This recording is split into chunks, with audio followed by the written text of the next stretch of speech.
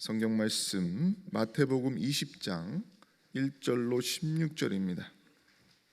찾으신 줄로 믿고 제가 봉독해 드립니다. 천국은 마치 품꾼을 얻어 포도원에 들여보내려고 이른 아침에 나간 집주인과 같으니 저가 하루 한 데나리온씩 품꾼들과 약속하여 포도원에 들여보내고 또 제3시에 나가보니 장터에 놀고 섰는 사람들이 또 있는지라 저희에게 이르되 너희도 포도원에 들어가라 내가 너희에게 상당하게 주리라 하니 저희가 가고 제6시와 제9시에 또 나가 그와 같이 하고 제11시에도 나가보니 섰는 사람들이 또 있는지라 가로되 너희는 어찌하여 종일토록 놀고 여기 섰느뇨 가로되 우리를 품꾼으로 쓰는 이가 없음이니이다 가로되 너희도 포도원에 들어가라 하니라 저물매 포도원 주인이 청지기에게 이르되 품꾼들을 불러 나중 온 자로부터 시작하여 먼저 온 자까지 삭슬 주라 하니 제11시에 온 자들이 와서 한 데나리온씩을 받거늘 먼저 온 자들이 와서 더 받을 줄 알았더니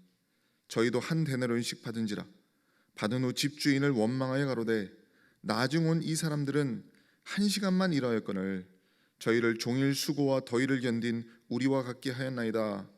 주인이 그 중에 한 사람에게 대답하여 가로되 친구여 내가 내게 잘못한 것이 없노라 내가 나와 한 데나리온의 약속을 하지 아니하였느냐 네 것이나 가지고 가라 나중 온 이 사람에게 너와 같이 주는 것이 내 뜻이니라 내 것을 가지고 내 뜻대로 할 것이 아니냐 내가 선함으로 내가 악하게 보느냐 이와 같이 나중된 자로서 먼저 되고 먼저 된 자로서 나중되리라. 아멘. 할렐루야. 주님을 찬양합니다. 네, 오늘 말씀의 제목은 포도원 품꾼의 비유입니다. 소주제는 우리가 무엇을 얻으리까라는 주제로 말씀을 드리겠습니다. 먼저 성가대의 귀한 찬양 기쁘시게 받는 줄로 믿습니다. 이 마음을 품으라. 여러분도 그리스도 예수의 마음을 품으시길 바랍니다. 네, 오늘 찬송의 그 가사가 우리 신앙 고백이 되었으면 좋겠습니다. 요즘 감기가 아주 유행입니다. 목감기 특히 유행인데 저도 지난 한 주간 동안 고생을 하고 고열로 몸살에 기침이 얼마나 나오는지 엊그제만 해도 기침이 멈추질 않아가지고 이번 주일날 제가 설교를 할 수 있을까 고민을 했는데 그래도 많이 가라앉아서 제가 여러분 앞에 서게 됐습니다.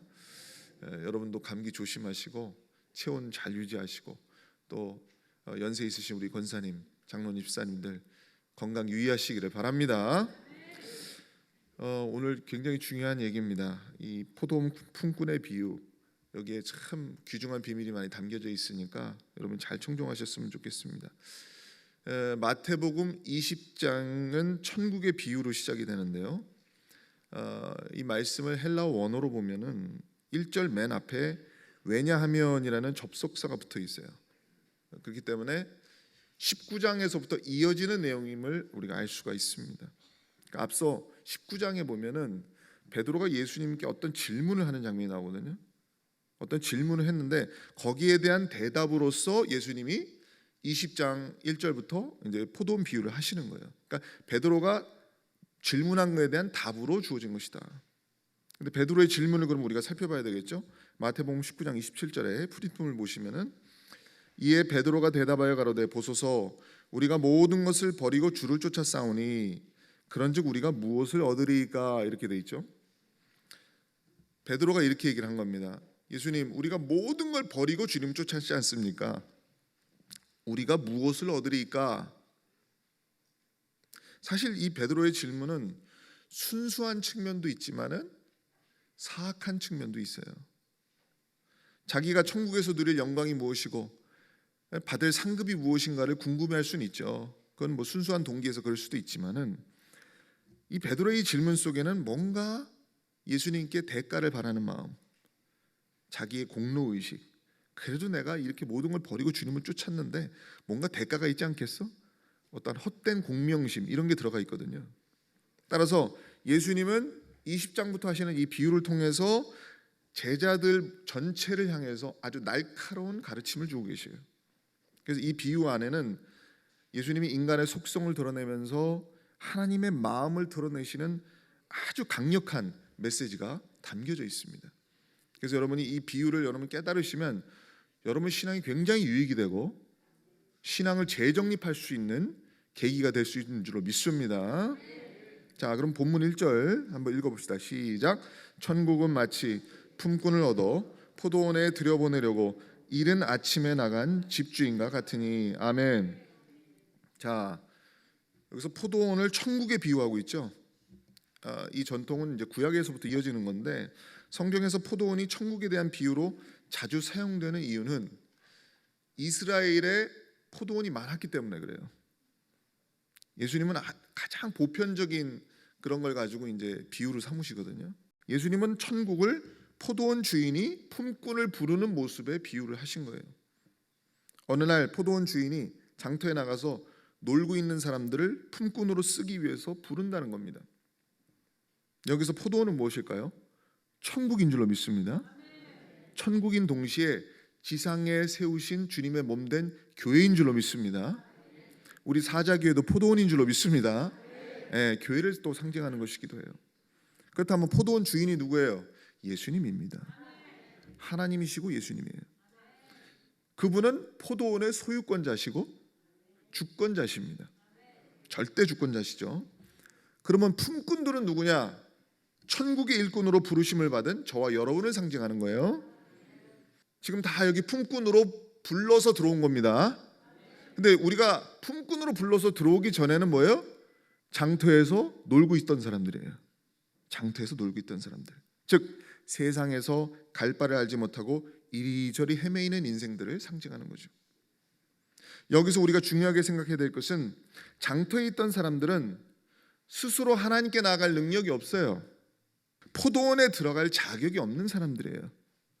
그러나 포도원의 주인 되시는 예수님이 포도원 밖으로 나와서 우리를 불러주셨기 때문에 우리가 포도원에 들어갈 자격을 얻게 된 것인 줄로 믿습니다. 전적인 은혜로 포도원 안으로 들어가게 된 거예요.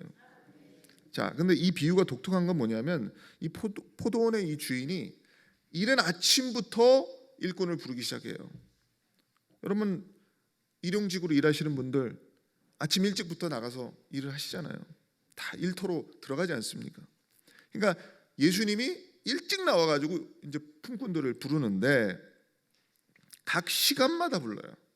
한 번으로 끝나는 게 아니고 이른 아침에 나갔다가 그 다음에 9시에 나갔다가 그 다음에 12시에 나갔다가 또 늦은 오후 5시까지 또 불러요. 계속 부르는 겁니다.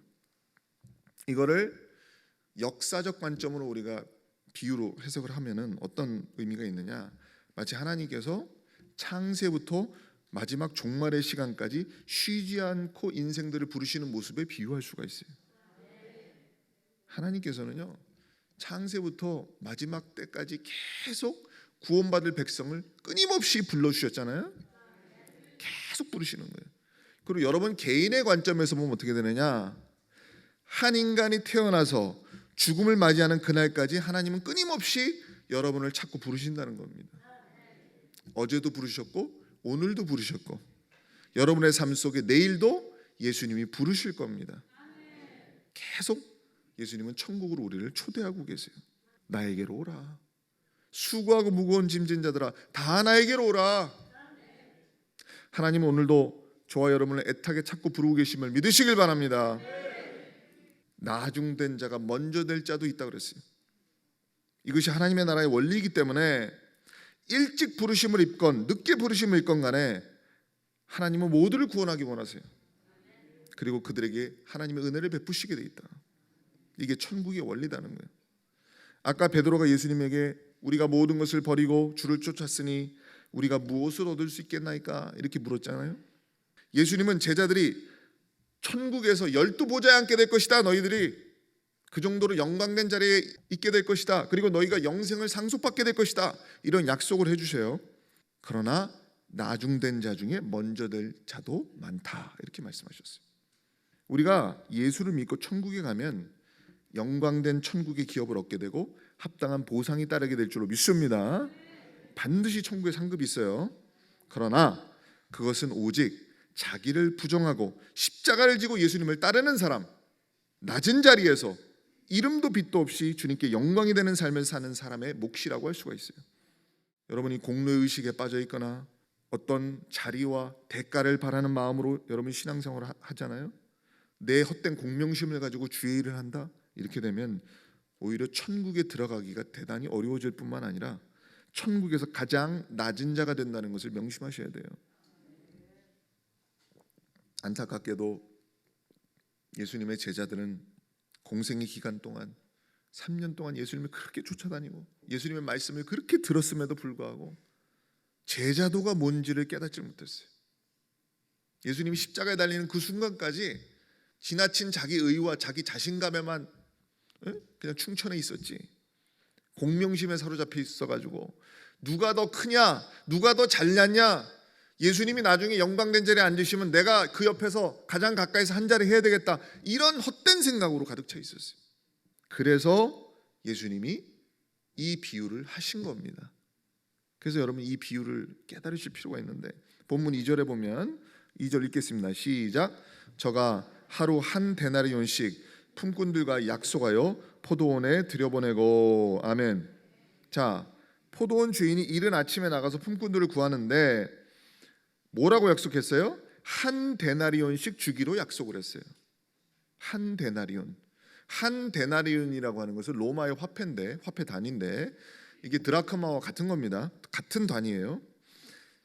당시에 한 데나리온이 어느 정도 가치가 있느냐? 당시 하루 숙박비가 20분의 1 데나리온이에요. 그러니까 한 데나리온을 받으면 여관에서 20일을 잘 수가 있어요. 꽤 큰 돈이죠. 그 큰 돈을 하루 일당으로 받는 거예요. 자, 본문 3절부터 7절에 제가 읽습니다.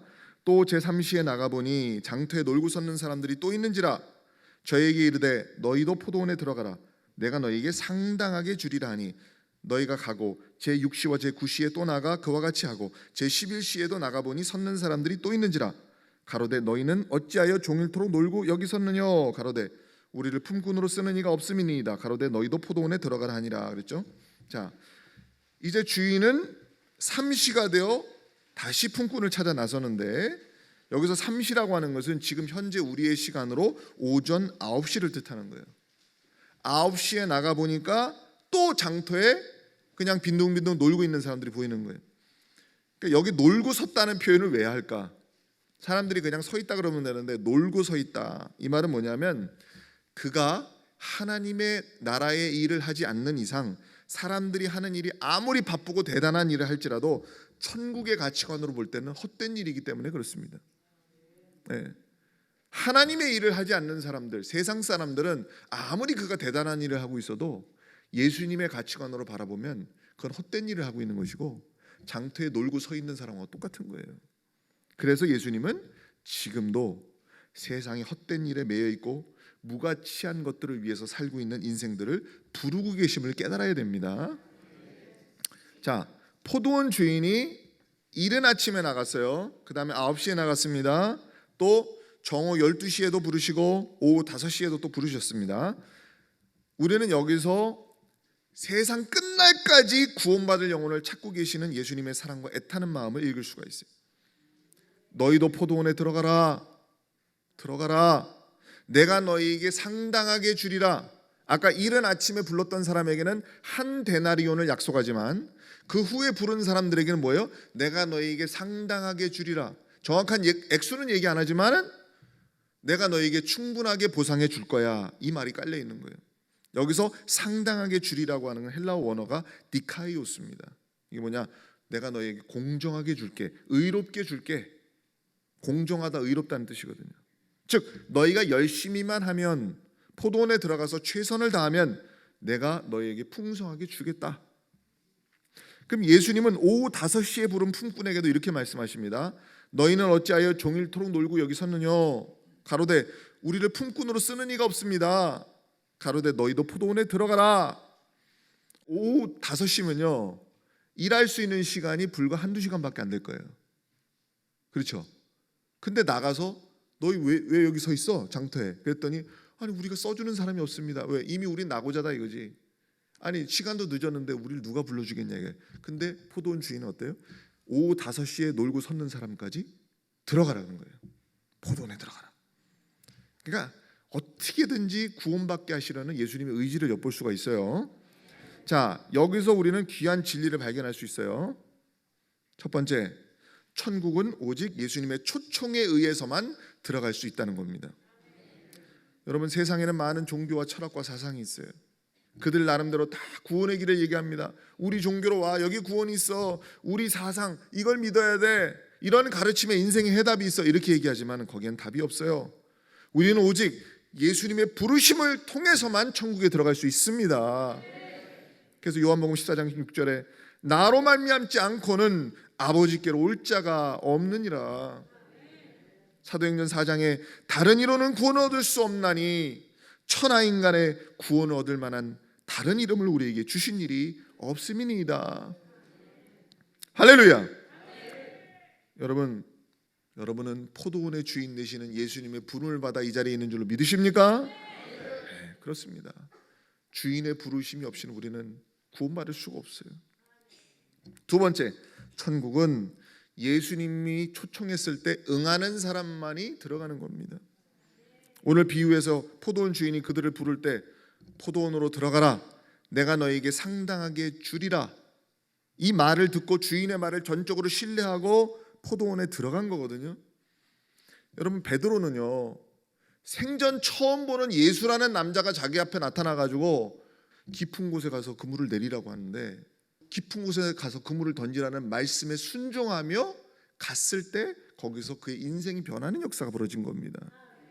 말씀에 순종해야 역사가 벌어지는 거예요. 포도원에 들어가라고 했을 때 그 말씀에 순종하고 들어갈 수 있어야 되는 겁니다. 세 번째, 천국은 일꾼을 찾는 곳이에요. 왜 포도원 주인은 아침 일찍 일꾼을 들여보냈음에도 불구하고 계속 일꾼을 찾아 나서겠어요?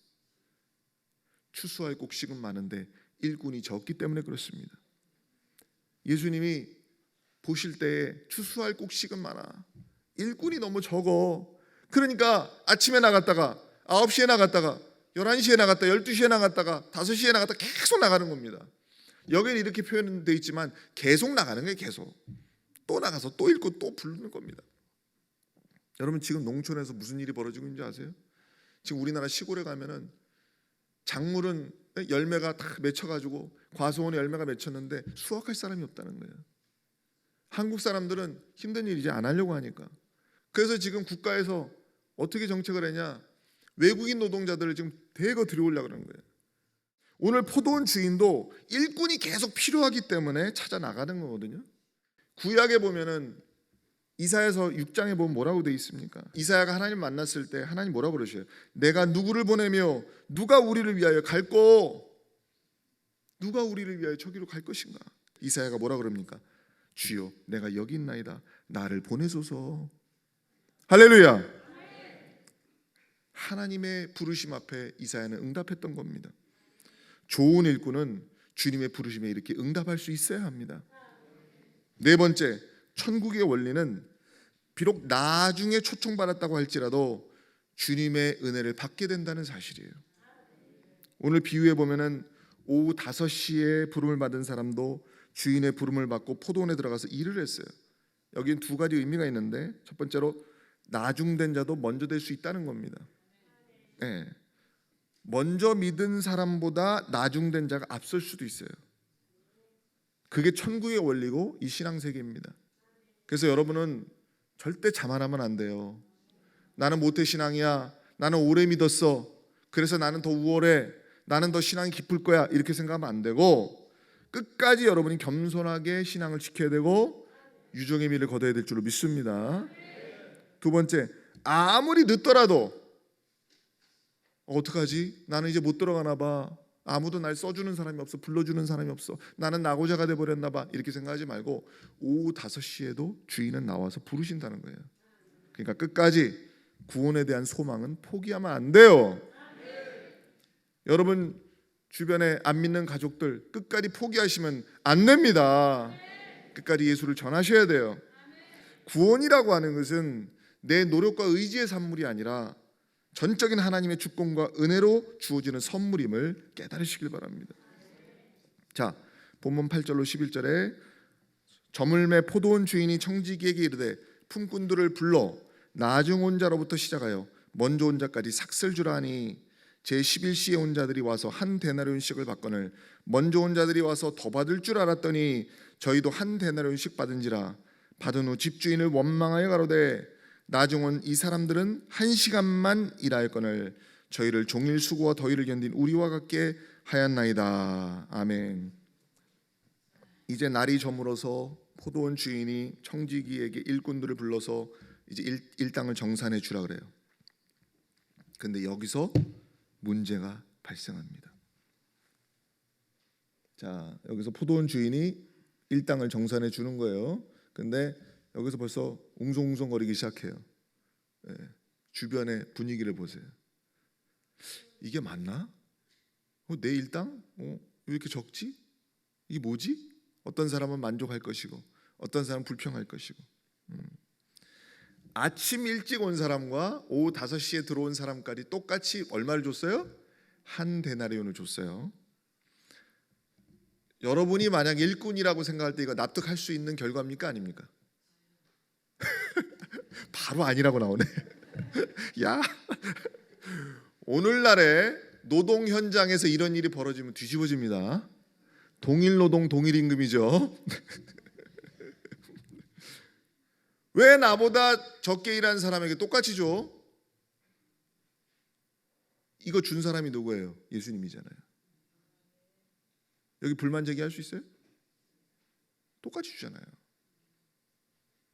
자, 여기 여러분 생각 잘 하셔야 돼요.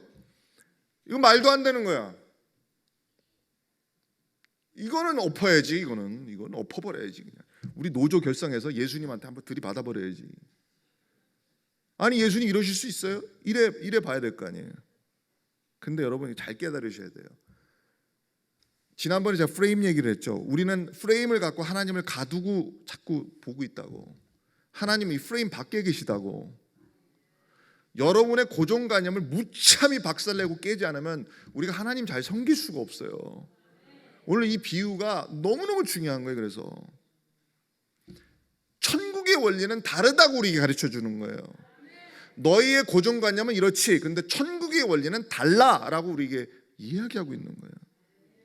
자, 분명히 처음에 주인이 계약한 게 뭐예요? 한 데나리온이에요. 가장 먼저 온 사람에게 한 데나리온을 계약을 했어요. 그리고 돈을 주는 것은 주인의 권한이에요.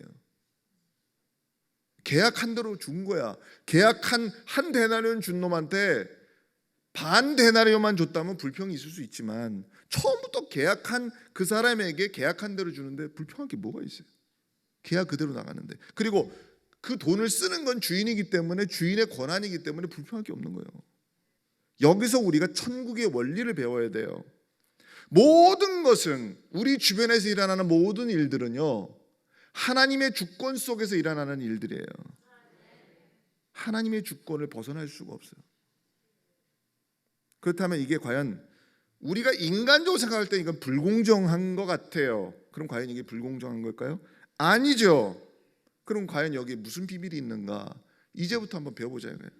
자, 다시 8절을 보시면은 저물매 포도원 주인이 청지기에게 이르러 품꾼들을 불러 나중 온 자로부터 시작하여 먼저 온 자까지 삭슬 주라. 이 말 속에는 처음 온 자부터 나중 온 자까지 여러 번의 계약이 있었음을 알 수가 있어요. 처음 온 자는 한 달이나 주겠다 그랬고, 두 번째 계속 온 사람들에겐 너에게 상당하게 주리라, 내가 공정하게 주겠다, 이렇게 얘기했단 말이죠. 이거를 우리가 역사적으로 해석을 딱 해보면, 이걸 비유로 대입을 시켜보면은 하나님은요, 구약 시대부터 그 오랜 세월 동안 하나님이 이스라엘 백성과 계약을 맺었어요. 언약의 백성으로, 하나님의 백성으로 삼아주신 거예요, 이스라엘 백성을. 그래서 모세를 통해서 하나님이 이스라엘 백성을 출애굽시켰죠. 그래서 시내산 앞에서 율법을 주시고 그들과 계약을 맺었지 않습니까? 너희가 이 율법을 지키고 대대로 살아야 된다. 너희는 이제부터 내 백성이다. 구별된 나의 백성이다. 그들과 계약을 맺는 거예요. 너희가 이 말씀을 지키고 살면 내가 대대로 복을 줄게. 너희 위에 구원이 떠나지 않을 거야 라고 약속을 해주시는 거예요. 그때만 계약이 성사된 게 아니에요. 그들이 가나안에 들어가서도 또 새로운 또 계약을 맺어요. 사사시대에 가서도 또 지속적으로 하나님은 자신의 택한 선지자들과 종을 보내서 또 계약을 맺습니다. 계속 왕정 시대까지 계속 계약을 맺어요. 하나님과 이스라엘과의 관계는 뭐예요? 계약 관계예요. 근데 그 계약을 항상 누가 깨요? 하나님이 깨지 않죠.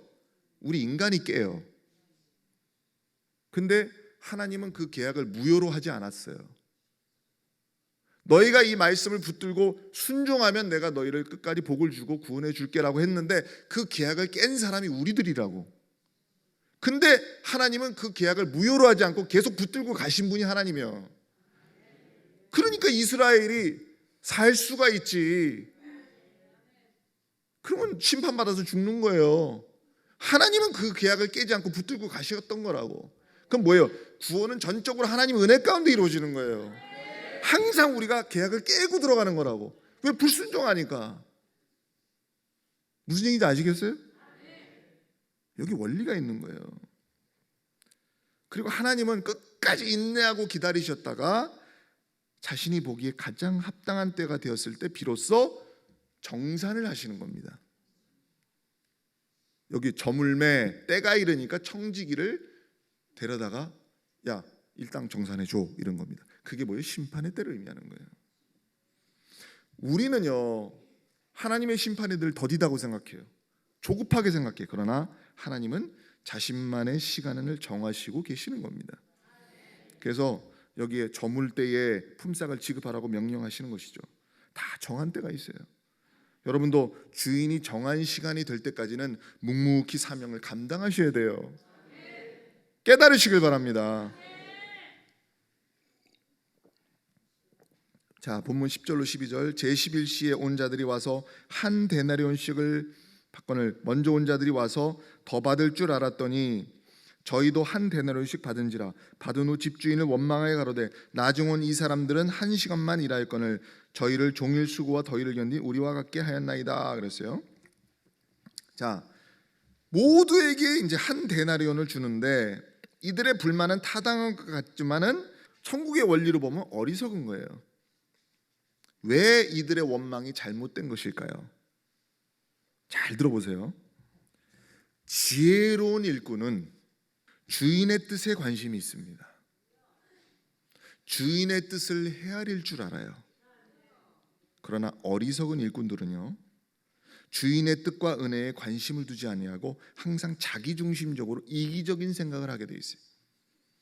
내 입장만 생각을 해. 내가 받을 대가만 생각을 하는 거예요. 그것만 중요한 거예요. 주인이 어떻게 생각을 하는지가 중요하지 않아. 이 사람들은 아침 일찍 온 사람들은 이미 자기 것을 충분히 받았지만은 주인의 권리는 생각지 아니하고 자신들의 이해에만 민감하게 반응하고 있는 거죠. 제가 지난주에 프레임 얘기를 했잖아요. 이들도 자기 프레임 안에서 하나님을 가두는 한계를 못 벗어나고 있는 거지. 진짜 하나님이 아름답게 보시는 일꾼이라고 한다면 자기가 포도원에 일찍 들어왔다고 해도 나중에 들어온 사람과 함께 포도원의 기쁨을 나눌 수 있어야 돼요. 내가 좀 먼저 들어왔다 할지라도 나중에 그 다음에 들어온 사람, 그 다음에 들어온 사람들이 계속 생겨난다 할지라도 함께 포도원의 기쁨을 누려야죠. 왜? 여긴 주인이 계신 곳이고 나의 일터고 내가 여기 들어와서 은혜를 입었으니까. 그러나 지금 제일 먼저 들어온 사람 뭐예요? 다른 사람과 자기를 비교하면서 나를 다른 사람과 똑같이 취급한다고 주인을 원망하고 있잖아요. 거기에 있는 모든 일꾼들은 하나같이 주인의 은혜를 받은 사람들이에요. 주인이 불러주지 않았다면 장터에 그냥 서 있었던 사람들이에요. 하나같이 다 은혜로 들어온 사람들인데 그 은혜를 망각하고 이기적인 생각에서 벗어나지 못하는 거예요. 인간적인 생각만 하는 거지. 이러한 사람들은 천국에 합당한 사람들이 아니에요. 왜냐? 천국에 합당한 사람들은 남의 아픔을 같이 아파하고 남의 부족을 채워주는 사람들이기 때문입니다. 우리는 나의 노력과 수고의 대가를 요구하기 전에 먼저 하나님의 은혜에 감사하고 기뻐하는 사람이 되어야 돼요. 자꾸 내가 이랬는데, 내가 저렇게 했는데, 그래도 내가 이 정도 했는데, 이런 식으로 가면 안 돼요. 내가 지금 여기 서 있는 것 자체가 하나님의 은혜구나. 이걸 알고 그 이상을 생각하면 안 된다 이거예요. 우리가 주의 일을 하다가 자꾸 이제 내 공로의식, 공명심이 생기면은 내가 어떻게 지금까지 했는데, 내가 이 일을 어떻게 했는데, 자꾸 이런 생각이 스멀스멀 마음속에서 올라오잖아요. 그러면 여러분 스스로가 이렇게 생각하시면 돼요. 내가 이제 요 주의 일을 내려놓고 잠시 내가 스스로를 돌아봐야 될 때가 됐구나. 이렇게 생각하셔야 돼요. 내가 이렇게 했는데 어떻게, 이런 마음이 자꾸 들면요, 이거는 내려놓으라는 뜻이에요. 내려놓을 때가 된 거예요. 그런 마음으로 주의 일을 하면요, 하나님께 영광이 되지 않습니다. 그 사람은 자기가 주의 일을 하는 줄로 생각하지만 실제로는 자기 일을 하고 있는 거예요. 여기에 첫 번째 들어온 일꾼하고 비슷한 멘탈리티를 갖고 있는 거지. 원래 하나님의 사명을 받고 일하는 사람들은요, 일을 하고도 주인에게 대가를 요구할 수 없게 돼 있어요. 그게 성경의 원리요. 누가복음 17장 9절을 보세요. 읽겠습니다. 시작. 명한 대로 하였다고 종에게 살해하겠느냐? 이와 같이 너희도 명령받은 것을 다 행한 후에 이르기를 우리는 무익한 종이라 우리의 하여야 할 일을 한 것뿐이라 할지니라. 아멘. 여러분, 무서운 겁니다. 이게 주인의 마음이라는 거예요. 우리는 당연히 해야 될 일을 한 것뿐이다. 어떤 대가를 바랄 수가 없다. 왜냐? 이미 예수님이 핏값을 주고 우리를 종으로 샀기 때문에 충분한 대가를 우리는 받았어요. 뭐예요? 구원의 대가를 받은 거예요. 그럼에도 불구하고 주님의 은혜가 너무 크기 때문에 우리가 주님의 일을 했을 때, 하나님 일에 동참했을 때 하나님은 너희에게 상당하게 주리라, 더 큰 은혜를 우리에게 주시게 돼 있는 거예요. 여러분, 천국에 우리의 상급이 다 예비되어 있는 겁니다.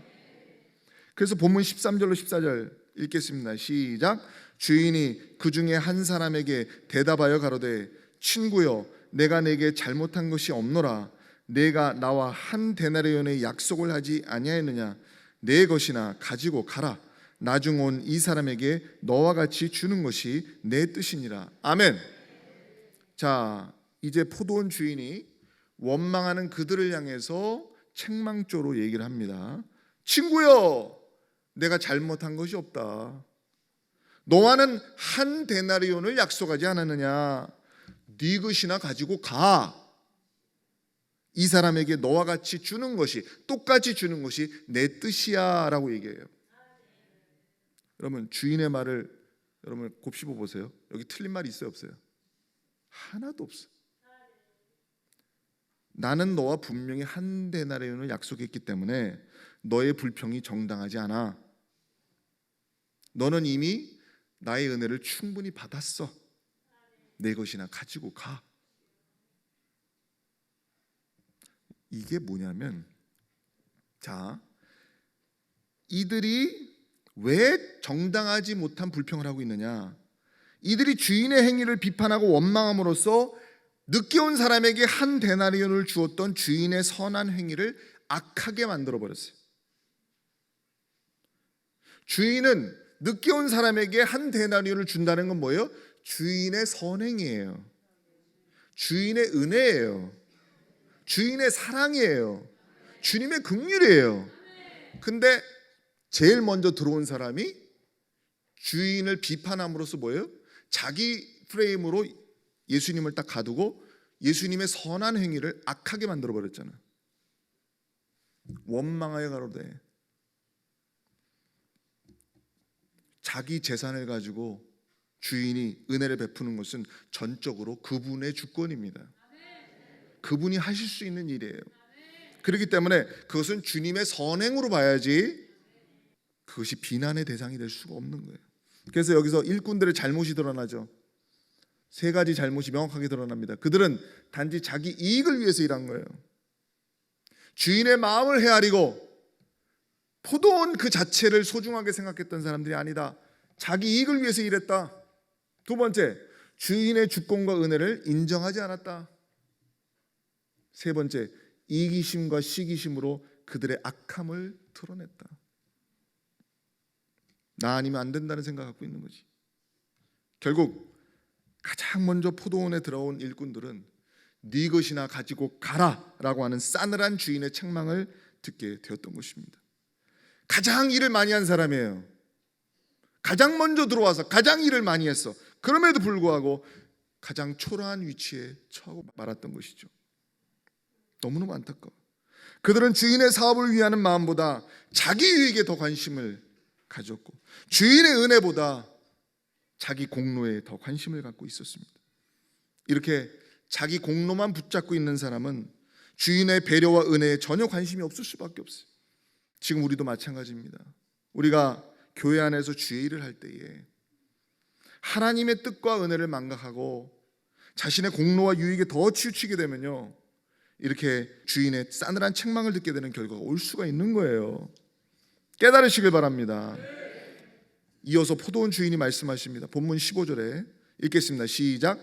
내 것을 가지고 내 뜻대로 할 것이 아니냐, 내가 선함으로 내가 악하게 보느냐. 이와 같이 나중된 자로서 먼저 되고 먼저 된 자로서 나중되리라. 아멘. 얼마나 무섭습니까? 내 것을 가지고 내 뜻대로 할 것이 아니냐, 내가 선함으로 네가 악하게 보느냐. 저는 이 대목에서 하나님의 선하심이 가끔 인간의 눈에는 악하게 보이고 불합리해 보일 수도 있다는 것을 제가 깨달았어요. 여러분, 이거 중요한 얘기예요. 하나님의 하시는 일이 우리가 보기에는 가끔 이해가 못할 일이 있어요. 그분의 선하심이 우리에게 악하게 보일 수도 있어요. 여기 일꾼이 그러잖아요. 일꾼은 분명히 주의 은혜를 받고 들어갔는데 내가 선함으로 네가 악하게 보느냐 그러잖아요. 여러분, 하나님은 프레임에 갇혀 계시지 않습니다. 그래서 우리는 절대로 하나님의 뜻을 내 뜻대로 저울질하고 내 프레임에 가두면 안 돼요. 우리는 하나님의 일을 생각할 때 일체의 공로의식이나 대가를 바라지 말고 내가 이 일에 동참했다는 것 자체를 감사하고 영광스럽게 생각하면서 일을 해야 돼요. 그래야 아름다운 열매를 맺게 돼 있습니다.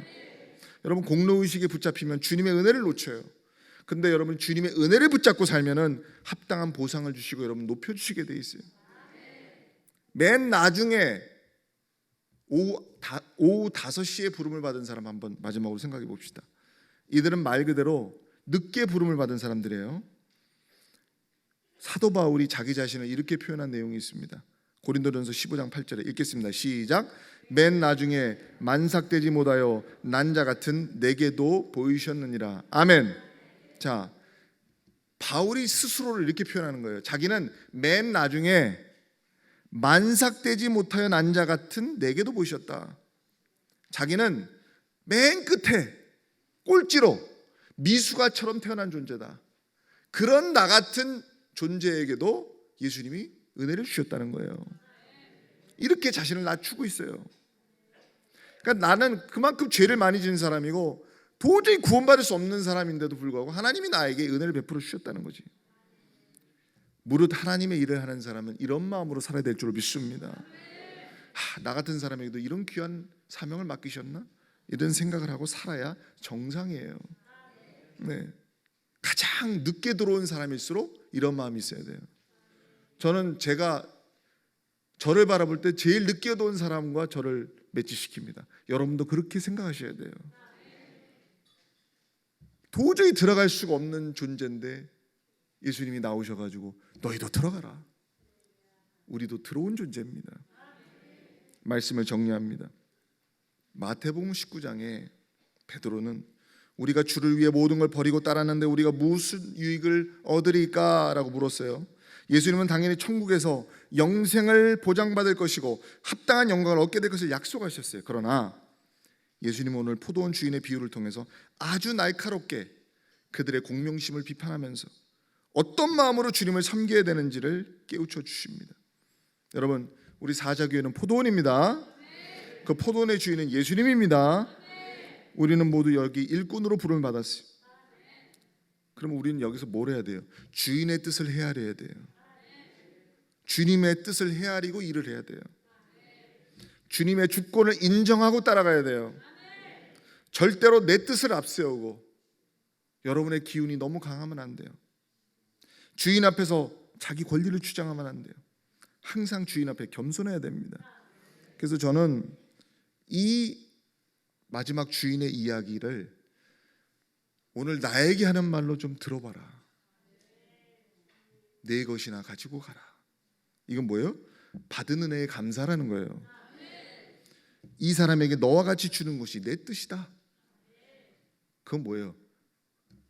모든 사람과 같이 포도원의 기쁨을 누릴 수 있어야 된다. 너 혼자만 누리는 게 아니야. 같이 누리는 거야. 내 것을 가지고 내 뜻대로 할 것이 아니냐. 이게 뭐예요? 너는 나의 주권을 인정해야 된다. 하나님의 주권에 굴복하라는 거죠.